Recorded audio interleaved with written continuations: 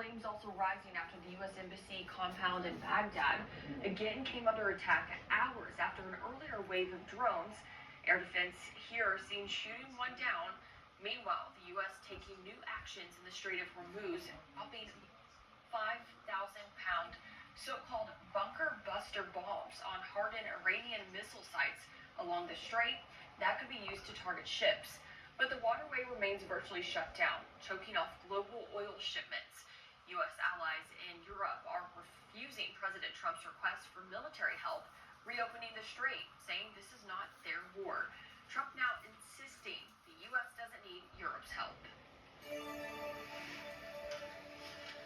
New fallout from the partial U.S. government shutdown. Airports are scrambling to address staffing shortages. Now, a senior TSA official is warning some airports may close amid the partial government shutdown. In a Tuesday interview on Fox News, a TSA acting deputy administrator said if the shutdown persists, some smaller airports may be forced to close, especially if the call-out rates keep going up. This week alone, more than 30% of TSA agents haven't shown up to work across several U.S. airports. At least 50,000 agents have been working without pay for the past month. The government partially shut down on February 14th. Now, if you're flying out for spring break, you can expect things to be pretty busy. So this morning, Clinton National Airport has some tips to help you through the travel season. Get there early, at least 2 hours before your flight. That can make a big difference.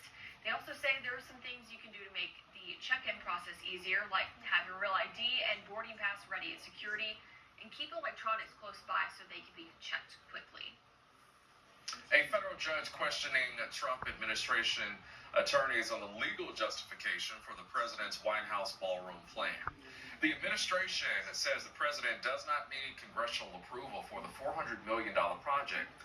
The nonprofit in charge of preserving historic buildings, the National Trust for Historic Preservation, says the president overstepped his authority.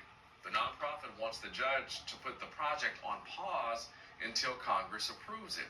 The judge says he plans to rule on the issue by the end of the month. From the weather team with the most experience.